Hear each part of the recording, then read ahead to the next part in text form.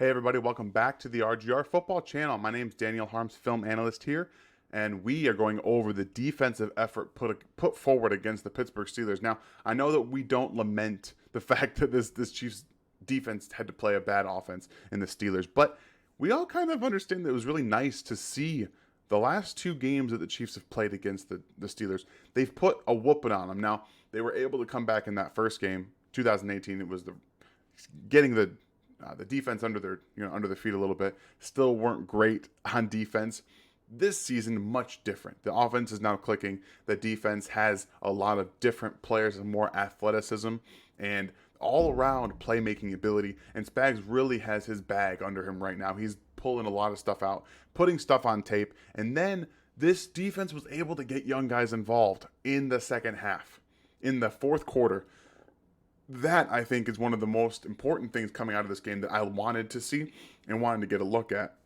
Two guys specifically, in DiCaprio Boodle and Dorian O'Daniel, who's at this point a veteran on the team, but still wanting to see what he can do on the field. I think that he did a good job in his role and did some things that caught my eye a little bit. Same with Boodle. So we're going to get to that in the back half of this review.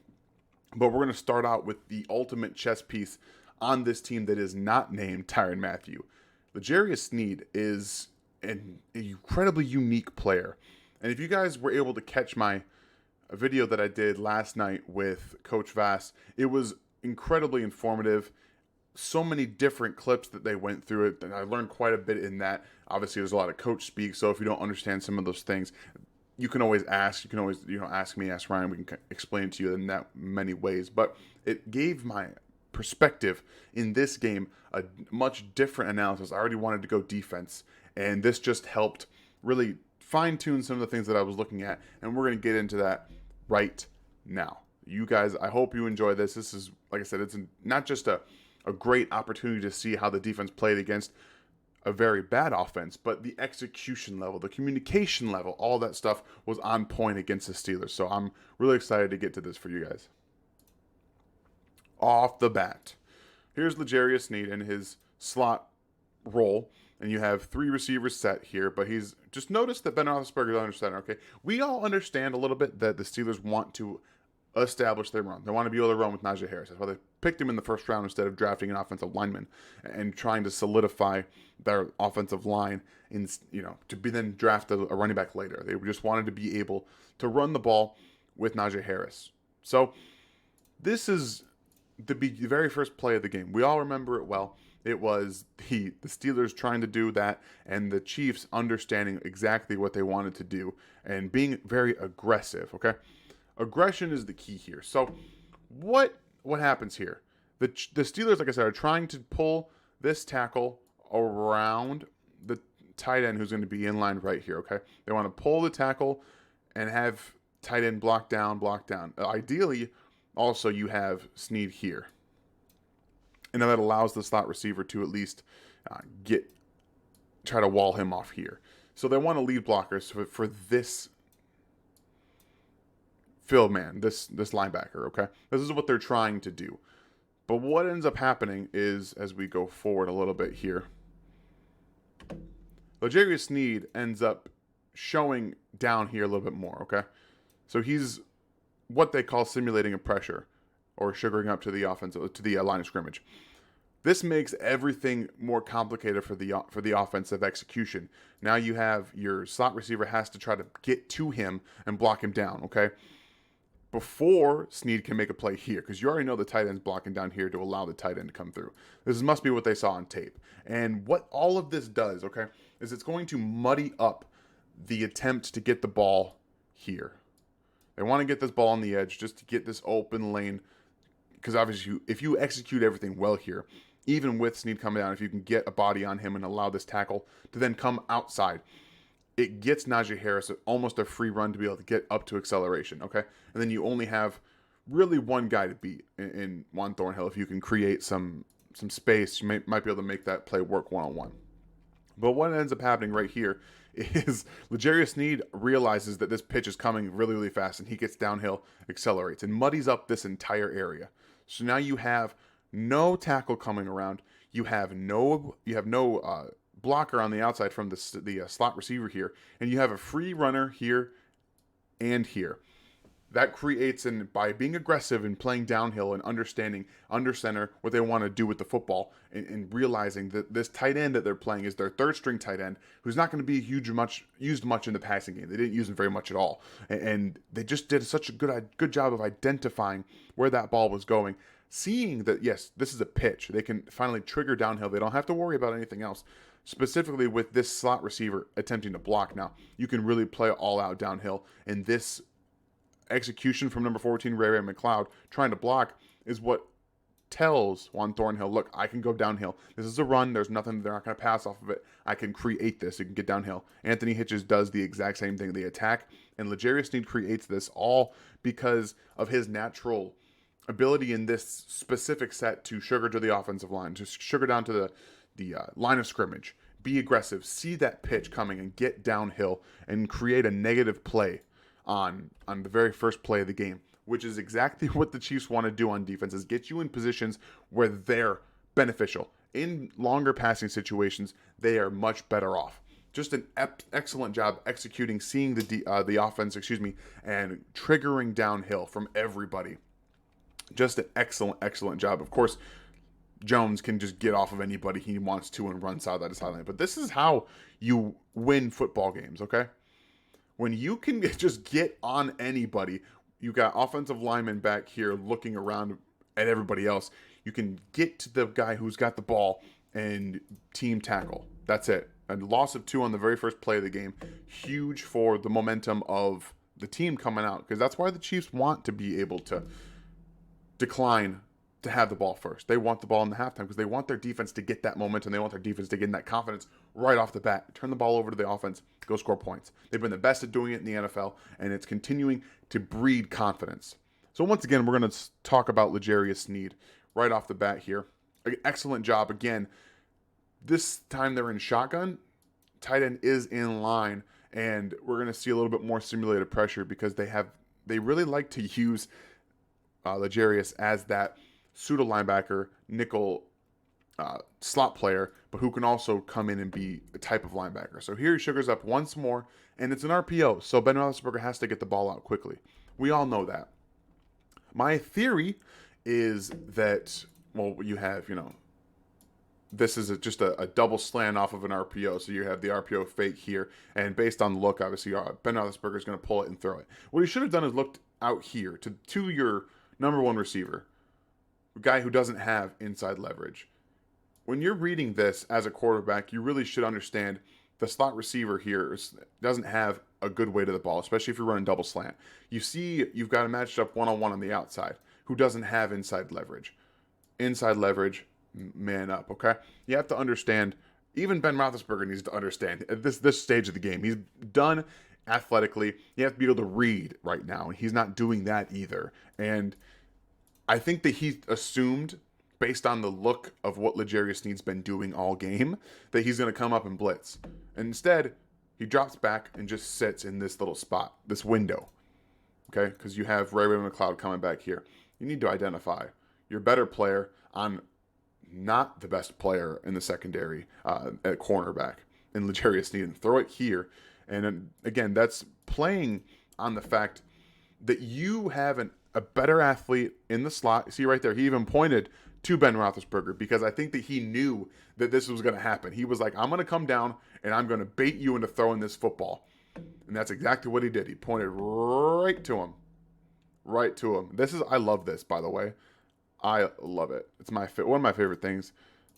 Like to see that kind of, or maybe he's pointing to one of the defensive guys, maybe. I don't know. For me, in this angle, it looks like he's pointing at Ben Roethlisberger. Yeah, I think he's pointing at Ben Roethlisberger. So we'll just do that. My favorite thing, I think L'Jarius did an excellent job in this game. He even got targeted the most on this team, so yeah, he's going to give up some yards here and there. But this is another one of the things that, not just about L'Jarius Sneed now, it's about the encompassing area of the defense, what they are able to do. We all know that Spags likes to confuse opposing quarterbacks. That's what he does. You obviously are able to try to figure out, you have to figure out as a quarterback who's coming, who's dropping, who's going to be where on the field. And since you have Matthew and Sorensen down here closer to the line of scrimmage. You've got Ben Neiman mugging up here at the offensive line. They could actually bring all three of those guys, okay? And then just rotate Thornhill to deep safety and play man coverage and be done with it and come blitz you. It is 3rd and 4, so it's always a possibility to bring the blitz. And Ben Roethlisberger knows that. He knows Spags defenses, so he's going to come up here and change the play a little bit. And the Chiefs are like, fine, that's okay. That plays into pretty much what they want to do. So we all know that rotations can confuse an offense.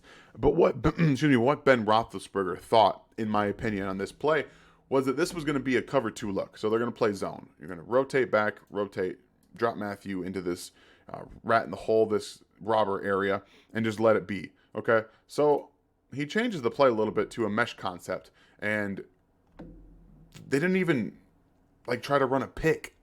There's no pick here. The defense does an excellent job of rotating and switching off here and not hitting each other. Let's add some angles here so you guys can see it's not just straight lines. And then obviously there's pressure up front too. You generate some pressure. You have guys running sideline to sideline on 3rd and 4, but you've got man coverage on the back end here. So you have everything covered. And even Ben Neiman comes off to Najee Harris. Man coverage across the field typically is winning for the offense, but they did such a good job of not letting anything get in their way. And Sneed is waiting on this throw because he knows it's coming, but he's able to close quickly and make this go for 2-yard gain on 3rd and 4, and the Steelers punt. This is, again, drawing up plays for your worst players doesn't make any sense to me. Maybe you should throw this to Deontay Johnson instead, because, again, Deontay Johnson had Mike Hughes on him, but you're going to throw it to the slot guy. And L'Jarius Sneed has proved that he's going to be better than you all day long, some of these players. So, again, you've got Matthew coming down here on the tight end. He's not going anywhere. Ben Neiman's on the running back. They did an excellent job of taking what Ben Roethlisberger thought was going to be cover 2 and trying to find a spot a hole in the coverage, and they adjusted it to 2-man under, basically, and forced them on 3rd down to be 4th and 1. That's a great play. It's a good job of execution. Then we're going to see the pressure look up front here from everybody. Chris Jones splitting that defense. Mike Danick doing a good job of forcing Ben Roethlisberger off his spot, because even though you're not getting the tackle in his right on his lap, look what he does. Right here. Pushes them in. You already have Chris Jones in his face. He's also moving him off his spot, but this all it does is move, and he throws across his body too. So when you see him locked in on this receiver, he doesn't, like I said, the Chiefs front does a very good job of getting the pressure here, and I'm assuming that Ben Roethlisberger was looking for where's Matthew on this play, because his eyes are here. He's like, oh crap, I got man covered, so I'm gonna try and hit this mesh concept. But he's gonna see Ray McLeod coming across, hoping that he can get a free release on maybe a bump, something like that. Doesn't end up working out for him, and they push Ben off his spot, rotates, boom, play over. Great job by the defense of, again, executing that look and finding a way to continuously change things up and even force a guy's experience as Ben Roethlisberger to be confused.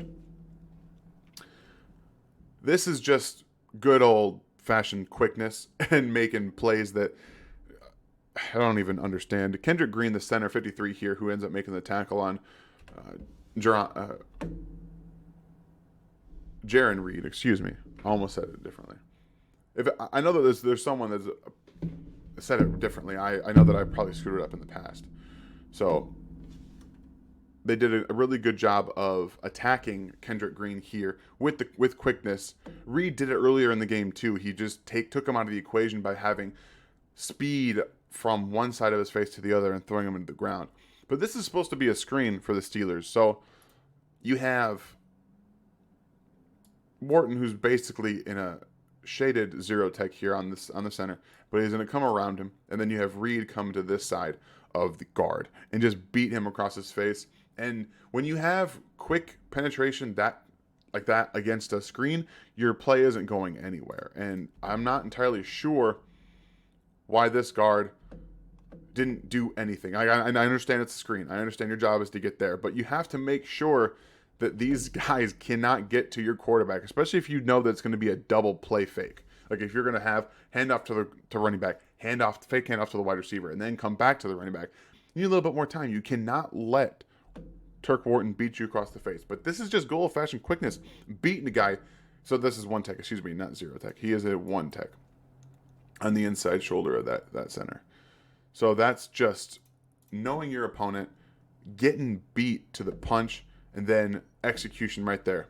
Just to knock that ball out. Almost had a thick 6. It would have been great. Unfortunately, Green does do a good job recovering. But again, great execution. And I wanted to throw that play in there just because that's showing you that the Chiefs are finally getting all these turnovers back. Like they're able to generate not just pressure, but they're creating turnovers. Obviously, Travaris Ward had the pick earlier in the game, and that was just thrown basically to him. It was a great job of seeing the flea flicker, letting the play develop, rotating back, and waiting for Ben Roethlisberger to have the ball catch the wind, because it did. He doesn't have any arm strength anymore. So, but here, once again, rotating out into man coverage. This play I wanted to put in there because I put it on Twitter, and I didn't know how I was watching Ben Niemann make a play in space. But once again, just get down the line, son. And Najee Harris can't make a miss in space. It's, again, mugging up, pressure look, possible pressure look. You have Sorensen now backing out. Where are they going to end up being? Who's coming? Who's not coming? Ends up nobody's coming. And Ben Niemann does a good job of just kind of motioning up to the offensive line, getting out, making a tackle in space. Just execution. That's the two things from this team that have cleaned up more than anything is the execution on the defensive side and the tackling. They've gotten so much better at both since week 5 of this season. And even Ben Niemann can come in there and make a play on Najee Harris. Excellent job. Excellent execution. They have so much more confidence. They have so much more ability to execute what they're looking at and what they're seeing. And I'm just so impressed with the job that Spags has done with this team and everybody else as well. Now, this is where we get to see a little bit of DiCaprio Bootle. Right here, number 2, actually playing the Sneed role. Something I loved. I loved seeing him in the Sneed role. That slot slash hybrid linebacker slash safety a little bit. Really enjoyed seeing him do a lot of different things in this game. And I think that he's going to be a very valuable asset going forward. Someone who's going to not just make the roster next year, but he's going to push for some playing time, I think. And just like that Fenton role, I think he's got a lot of athleticism and ability that goes underrated. So here he is playing essentially as a linebacker, and you're going to notice 2 things about this play. It's Chris Jones and DiCaprio Bootle. Jones is just an animal, crazy good. Again, just you can't move me. I'm better than you. Even if the run, the run fits aren't great for everybody. But I wanted to just focus on Bootle a little bit too, because watch him kind of show this guard, like, look, I'm just going to wait here for you, but I'm not. I'm going to slide out of the way, and I'm going to come down and help make a tackle. That's a very, very savvy move from a guy who's an undrafted free agent rookie, just coming, kind of baiting him in, and then sliding underneath that tackle, or excuse me, that block, and making a tackle with Chris Jones. When you have 2 guys that just beat blocks on a run play, specifically where he can't go anywhere, this play is really supposed to allow Najee Harris to be able to choose, okay? You have the sniffer coming around to block the defensive end, and this is going to force Ben Niemann to have to stay middle because he has to go here or he has to pop this way. So Najee Harris is should be pressing forward into this almost A-B gap area. Then you have Alex Okafor does a really good job of condensing the line and attacking at where the running back could possibly go and forcing him to go to his left. Right here, plus the tight end does a terrible job of getting there fast enough. He doesn't get there fast enough. And again, Okafor condensing. He can't bounce this outside. He doesn't have that type of athleticism to be able to get there. He's a good athlete, not a great athlete. Not the speed or burst type that can do that. So instead, he's got to bounce back to his left, try to get this outside as Chris Jones flashes to the inside, back to the outside. Again, great job. Just when our players are better than theirs, and that's just how that works. A great job. DiCaprio Bootle down here in the slot working on their 2 receiver here.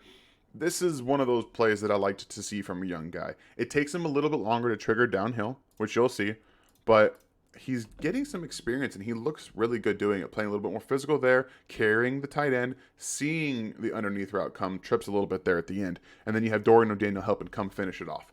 But yeah, like I said, stick him, Don't let him off with a free. Don't let him off free. Always do that. Help carry the tight end to your linebacker. He needs to probably let go here a little bit earlier and then look downhill because you have responsibility there too. But very good job of recognizing when the ball's coming and needs to trigger downhill a little bit quicker. And Dorian O'Daniel coming also from the running back position over here to help make a tackle. Really like to see that. DeAndre Baker also seeing it. So really like to see the young guys getting involved more, the less experienced veterans as well. Just a very good overall. What it shows me is that they're coached up pretty well. I liked to see that. And when you have your younger guys and less experienced guys come in at the end of the game that you're winning 36-10, or at that point, that's what you want to see. I don't care about so much how many different looks you can have, who gets all the tackles, who gets all the sacks. What I liked to see is coaching, and I like to see them being in the right positions making the plays. This is one of the things that really irks me about Dan Sorensen. and he's a good blitzer. He's a very good blitzer. He needs to make that play. But this play isn't necessarily about Dan Sorensen. He doesn't make the play, but this is all about Dorian O'Daniel. You're going to get a much better look at it from this angle. I just wanted to end with this one because it's a play that it isn't going to go on the stat sheet. It's not going to do much for anybody else. He just comes down here. He says, look, Morton, I'm coming right here, and I'm going to blitz, okay? So, right here, he takes out the running back. He comes this way and gives Sorensen a free run at Mason Rudolph. But he takes a bad angle. He should have been a little bit closer to the running back angle, and then he does a good job. Alex Okafor does a good job of getting off that block and try to get to him. But what this comes down to for me is attacking away from the running back. There's a play earlier in the game when they blitzed off this side and they muddied it up, and the running back did a good job of taking over the block, and they couldn't get any pressure. And now Spags comes around with his with a lot of twos in, and attacks the other side, showing once more on tape that you can adjust and create a pressure, and you can do some different things with your players. I liked to see him just change things up a little bit and put on, once again on tape, a different kind of a blitz where Dorian O'Daniel is very selfish here. He doesn't get into play very much, but he makes a play for Dan Sorensen. He doesn't come through with it. Okafor almost finishes it off. But the unselfishness of a guy who doesn't play nearly as much as a Dan Sorensen, but he's opening this up for him to get that pressure. I know that I'm going to open up a can of worms here, guys, but I want to see Dorian O'Daniel play more. Just a really good blitz here coming across and drawing it up to get a free runner for Dan Sorensen. Just really good execution up front. I liked to see that, and I like to see young guys doing well. I think we all like to see that at some point. So it was a lot of fun looking at the defensive side of this game. Again, I was able to be on with Coach Vass last night, giving me a lot of different perspectives, a lot of different things to look at, and really opened up a lot of information. I learned a ton from that session. So like I said, if you guys didn't see it, go to his YouTube page at Coach Vass on YouTube and find it. It's very, very good. I hope you guys enjoyed this. There's a lot of stuff to get into as the Bengals come forward. Make sure you're listening in on Thursday with Ryan and Seth, and you guys have a great day. Thanks for watching this video from the team at RGR Football. Click these videos to see more and subscribe to RGR Football.